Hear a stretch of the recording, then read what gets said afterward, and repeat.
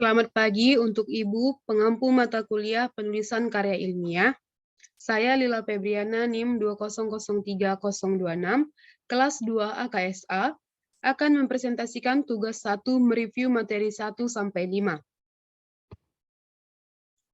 Penulisan karya ilmiah. Karya ilmiah adalah karya tulis yang dibuat untuk memecahkan suatu permasalahan dengan landasan teori dan metode-metode ilmiah.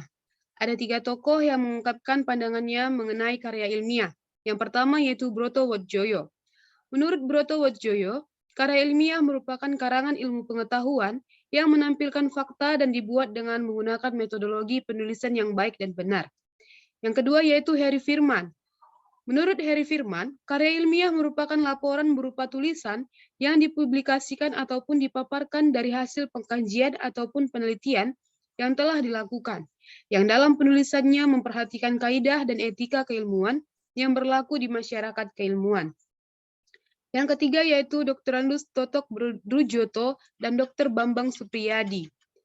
Menurut Dr. Andus Totok Drujoto dan Dr. Bambang Supriyadi, karya ilmiah serangkaian kegiatan penulisan yang berlandaskan pada hasil penelitian yang disusun secara sistematis mengikuti metodologi ilmiah untuk mendapatkan jawaban ilmiah dari permasalahan.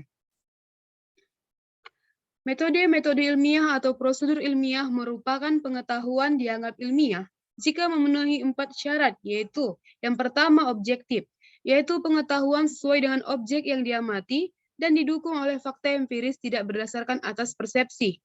Yang kedua metodik, pengetahuan yang diperoleh dengan cara tertentu yang teratur dan terkontrol. Yang ketiga sistematik, yaitu pengetahuan disusun dalam suatu sistem yang saling berkaitan dengan pengetahuan lainnya dan merupakan satu kesatuan yang utuh. Yang keempat yaitu berlaku umum, yaitu pengetahuan berlaku untuk semua orang, tidak perorangan atau kelompok tertentu dengan cara eksperimen yang sama dan memperoleh hasil yang sama.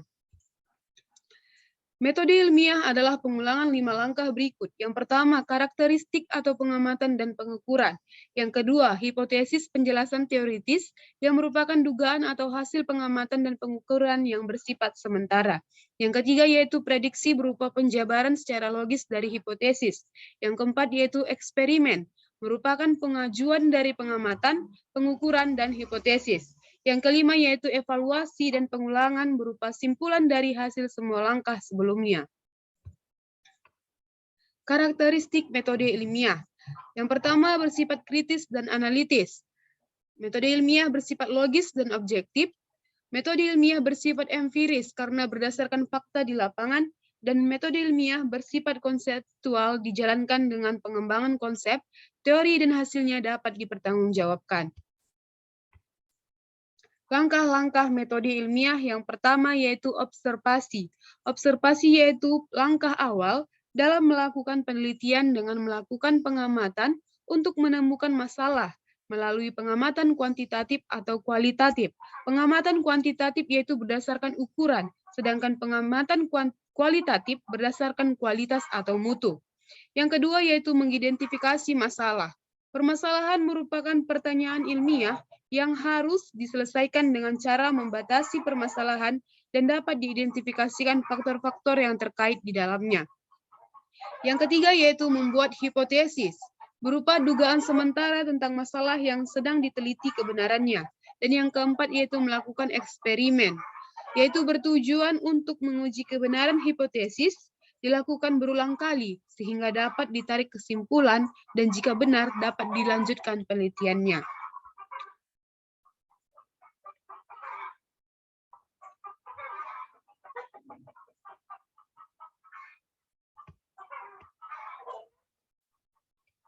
Metode penelitian. Metode penelitian dapat diartikan cara seseorang melakukan penelitian yang mencakup bagaimana data diperoleh, bagaimana data dianalisis, apa saja masalah yang dihadapi dalam melakukan proses penelitian, dan bagaimana cara menanggulangi serta pengaruhnya terhadap hasil penelitian. Dan yang terakhir yaitu apa hasil penelitian. Arti dari penelitian. Penelitian atau research diterjemahkan sebagai riset. Research itu sendiri berasal dari kata re yang berarti kembali dan to search yang berarti mencari. Jadi research atau riset adalah mencari kembali. Penelitian merupakan suatu penyelidikan yang hati-hati secara teratur dan terus-menerus untuk memecahkan suatu masalah. Peneliti adalah orang yang melaksanakan penelitian.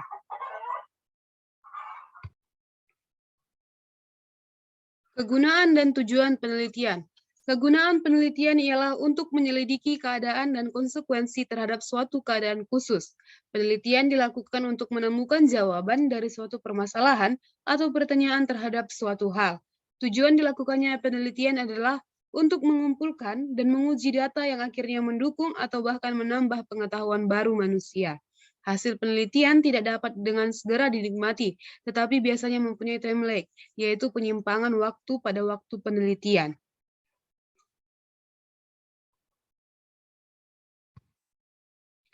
Mengapa metode penelitian penting?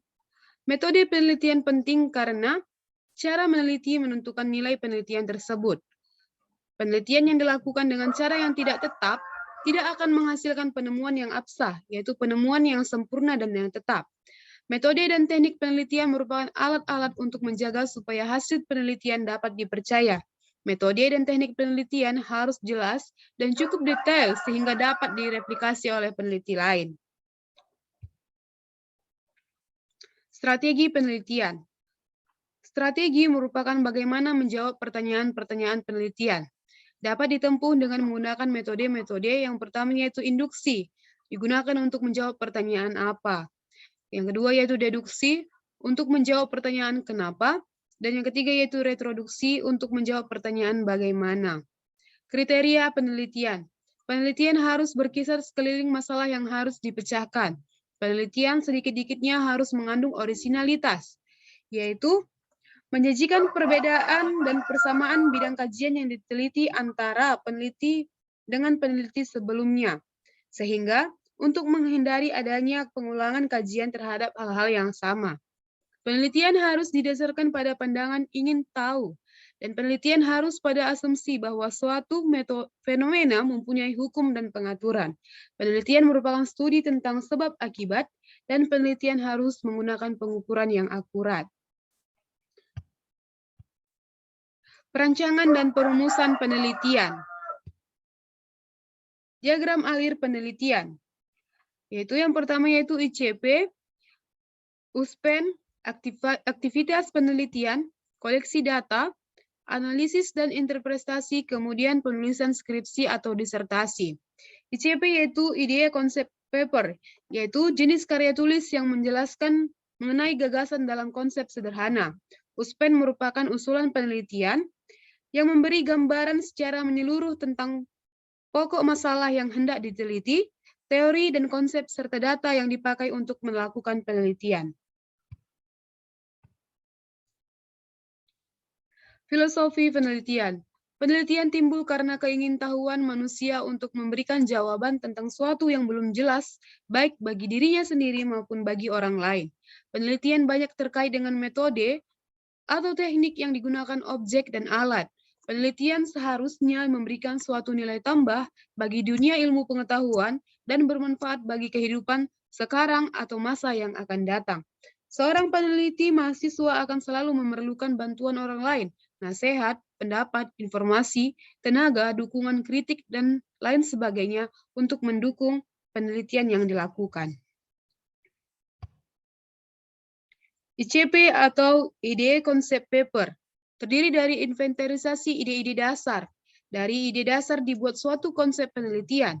Pelaksanaan penelitian lebih akurat dan sistematis. ICP meliputi topik penelitian, permasalahan atau urgensi penelitian, lokasi penelitian, metodologi yang digunakan, peralatan yang dibutuhkan dan lokasinya, analisis yang akan dilakukan, kemungkinan yang akan dihadapi dan cara mengatasinya, lamanya waktu penelitian dan perkiraan biaya. Usulan penelitian atau USPEN terdiri dari topik penelitian, abstrak, pendahuluan, yang terdiri dari latar belakang, tujuan dan sasaran, perumusan masalah, metodologi, teori yang mendukung, rencana lengkap penelitian, faktor atau resiko keberhasilan, hasil yang diharapkan, aspek strategis tentang penelitian, jadwal kegiatan, kebutuhan biaya yang terdiri dari kebutuhan bahan atau alat, perjalanan, dan lain-lain. Dan yang terakhir yaitu pengalaman atau publikasi pengusul. Proses penelitian. Penelitian dilakukan baik bidang teknik maupun bidang sosial bukanlah merupakan suatu kegiatan sederhana yang dapat dilakukan tanpa persiapan yang terorganisir dengan baik.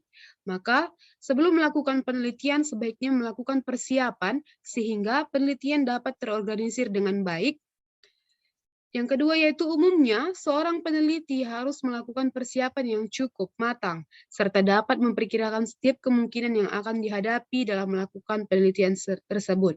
Dengan melakukan persiapan yang cukup matang, seorang peneliti akan tahu bahwa apa kemungkinan yang akan terjadi ataupun apa yang akan dihadapi dalam melakukan penelitian tersebut. Sehingga untuk mencegah terjadinya penyimpangan dalam penelitian, seorang peneliti akan melakukan persiapan yang baik untuk mengorganisir penelitian dengan baik.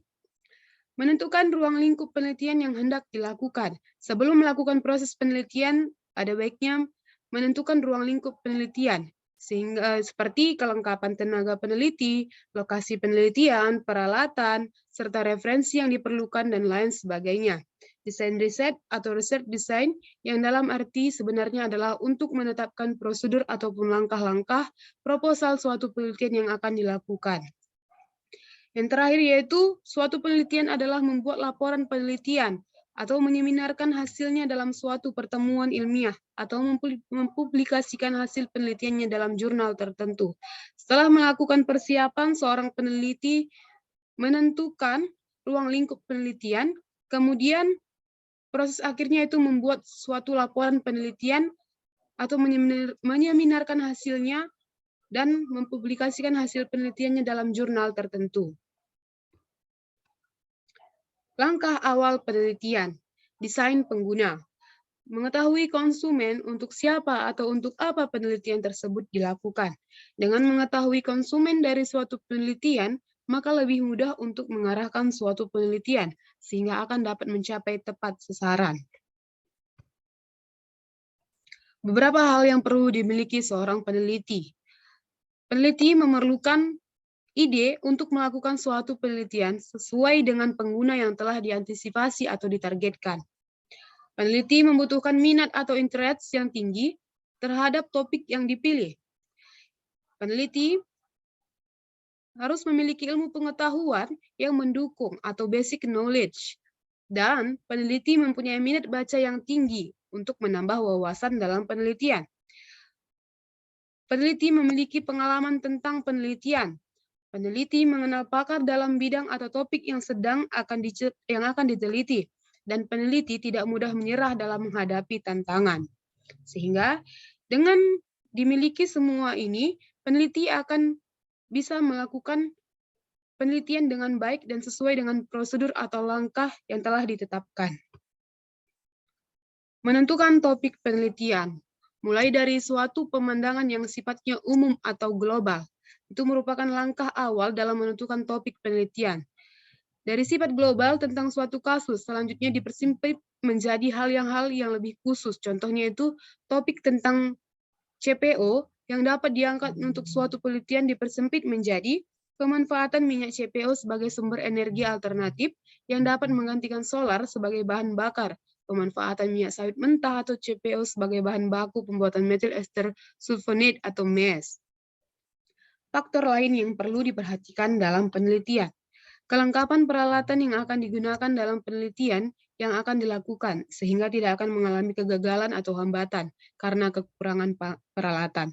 Jadi, dalam melakukan penelitian, ada faktor lain yang mempengaruhi penelitian tersebut, yaitu kelengkapan peralatan. Dengan kelengkapan peralatan, maka penelitian akan dapat berjalan dengan baik dan mencegah terjadinya kegagalan atau adanya hambatan dalam penelitian.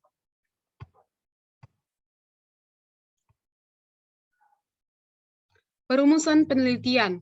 Masalah dapat didefinisikan sebagai segala sesuatu dalam suatu penelitian yang memerlukan suatu penyelesaian atau suatu jawaban. Perumusan masalah. Perumusan masalah adalah rangkuman dari apa yang telah dikemukakan pada latar belakang masalah yang dikemukakan. Permasalahan yang akan diteliti, diformulasikan, dan disampaikan dalam suatu bahasa ilmiah sesuai dengan permasalahan dan bidang ilmu pengetahuannya. Membuat hipotesa atau dugaan sementara. Hipotesis merupakan suatu dugaan atau perkiraan terhadap suatu masalah yang didasarkan terhadap ilmu pengetahuan yang ada dan suatu logika. Menentukan tujuan dalam penelitian. Tujuan itu merupakan target atau output yang menjadi sasaran yang harus dipenuhi sebagai suatu ukuran keberhasilan dari penelitian tersebut. Dalam menetapkan suatu output yang haruslah sesuatu yang dapat terukur, bukan suatu yang abstrak atau suatu yang tak jelas. Output yang tak terukur, suatu laporan penelitian yang menyatakan tujuan penelitian adalah menghasilkan suatu prototipe alat pengukur kadar polusi udara akibat penggunaan batu bara sebagai bahan bakar industri. Itu merupakan adalah suatu contoh output yang tak terukur. Yang kedua yaitu menetapkan metodologi.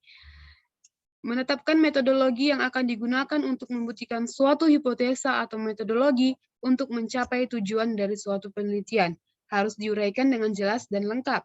Proses tata kerja, pendekatan yang dipakai, teknik pengumpulan data atau pembuatan sampel, teknik analisa data, atau pengujian alat yang akan dibuat harus diuraikan. Jadi, menetapkan metodologi digunakan untuk membuktikan hipotesa atau metodologi untuk mencapai tujuan yang telah ditetapkan. Menetapkan lokasi penelitian. Sebelum melakukan penelitian, ada baiknya lokasi penelitian ditetapkan. Suatu penelitian teknik pada umumnya dapat dilakukan di laboratorium ataupun di alam terbuka, sesuai dengan topik yang telah dipilih. Untuk lokasi melakukan penelitian di alam terbuka, diperlukan suatu survei pendahuluan terhadap lokasi yang akan sesuai dengan topik penelitian yang telah ditetapkan. Menetapkan biaya penelitian. Menetapkan biaya penelitian itu penting karena biaya penelitian juga mempengaruhi penelitian yang akan dilakukan. Biaya penelitian termasuk pembelian peralatan dan bahan penelitian, sewa alat atau upah kerja teknisi, biaya perjalanan, ATK, fotokopi, dan lain-lain. Biaya tak terduga lainnya yang umumnya ditetapkan sekitar 10% dari biaya total penelitian. Menetapkan jadwal kegiatan. Untuk menyusun jadwal kegiatan sesuai dengan waktu yang dialokasikan dalam suatu penelitian, misalnya dalam 1 tahun, dapat disusun target yang direncanakan pencapaiannya setiap minggu atau setiap bulan. Etika dalam penelitian. Dalam melakukan penelitian memiliki etika yang pertama yaitu harus jujur dan tidak berbohong, tidak memalsukan atau merancang data tanpa melakukan penelitian, tidak menghilangkan sebagian data tanpa argumentasi ilmiah yang dapat dipertanggungjawabkan, tidak melakukan plagiat atau mengakui hak orang lain sebagai hasil sendiri baik data atau tulisan. Tanggung jawab dalam penelitian. Dalam penelitian juga memiliki tanggung jawab. Peneliti bertanggung jawab terhadap ilmu pengetahuan dan teknologi, terhadap masyarakat, terhadap sesama pengemban profesi ilmiah, terhadap sesama umat manusia dan lingkungan hidup, serta terhadap alma mater dan lembaga penelitian.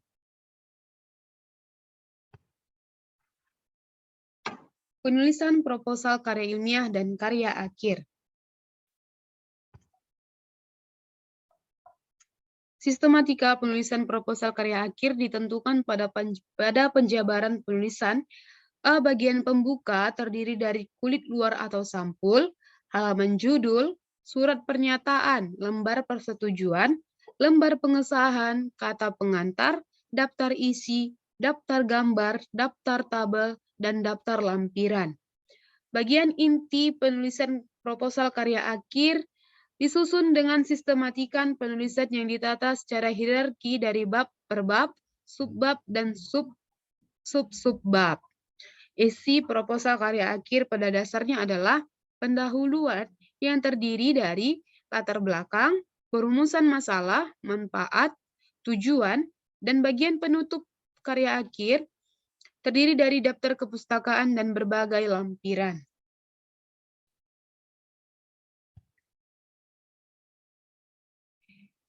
Ini merupakan contoh cover atau sampul dari proposal karya akhir dengan format seperti gambar di samping.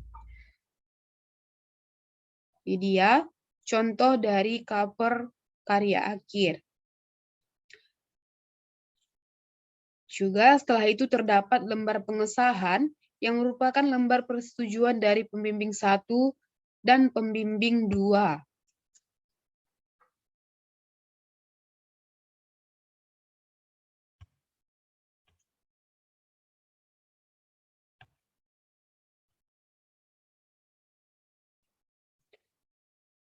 Proposal karya ilmiah terdiri dari daftar isi, yaitu berisikan bab dan subbab proposal karya akhir. Kata pengantar, lembar ini berisikan kata pengantar terhadap pihak-pihak yang terkait dengan penulisan proposal karya akhir atau karya ilmiah tersebut. Kata pengantar dibuat seringkas mungkin dan tidak bertele-tele.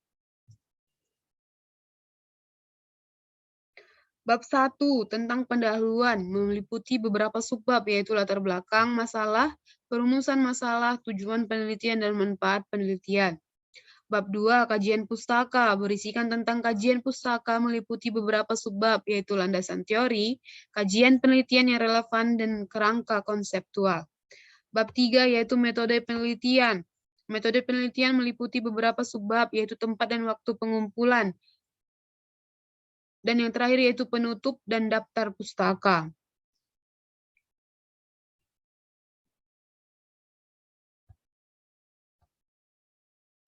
Penulisan karya akhir. Sistematika penulisan karya akhir ditentukan pada penjabaran penulisan sebagai berikut.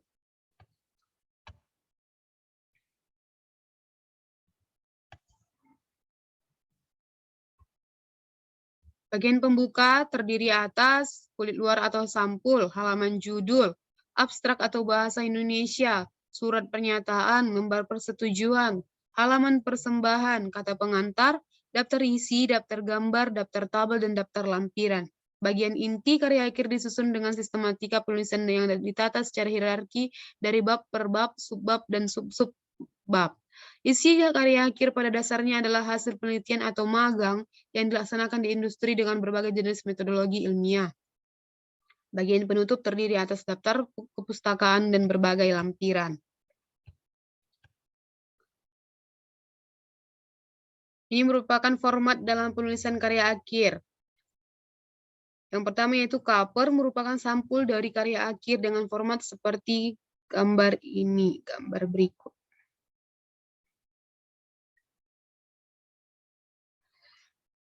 Ini merupakan cover dari karya akhir. Dan juga terdapat lembar pengesahan, merupakan lembar persetujuan dari pembimbing 1 dan pembimbing 2. Abstrak, berisikan ringkasan dari karya akhir dengan jumlah kata tidak lebih dari 500 kata.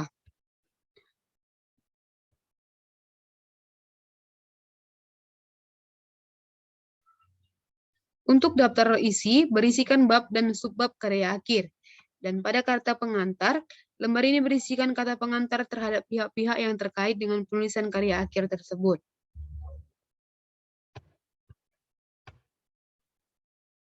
Desain penelitian. Penyusunan desain penelitian dilakukan setelah kita menetapkan topik atau judul penelitian yang akan dilaksanakan. Desain penelitian memaparkan apa, mengapa, dan bagaimana masalah tersebut diteliti. Mengapa perlu desain penelitian? Karena desain penelitian digunakan sebagai pedoman dalam melakukan proses penelitian. Desain penelitian akan berguna bagi semua pihak yang terlibat dalam proses penelitian. Pengelompokan desain penelitian dari berbagai sudut pandang. Yang pertama yaitu desain penelitian dilihat dari perumusan masalahnya, terdiri dari dua. Yang pertama penelitian eksploratif, yang kedua penelitian uji hipotesis. Yang kedua yaitu desain penelitian berdasarkan metode pengumpulan data. Yang pertama yaitu penelitian pengamatan, dan yang kedua yaitu penelitian survei.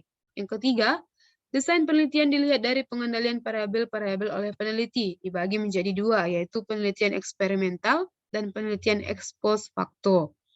Yang keempat, desain penelitian menurut tujuannya dibagi menjadi tiga. Yang pertama yaitu penelitian deskriptif, yang kedua penelitian komparatif, dan yang ketiga penelitian asosiatif. Yang kelima, desain penelitian dilihat dari lingkungan studi dapat dikelompokkan menjadi 3, yaitu penelitian deskriptif, studi lapangan, eksperimen lapangan, dan eksperimen laboratorium.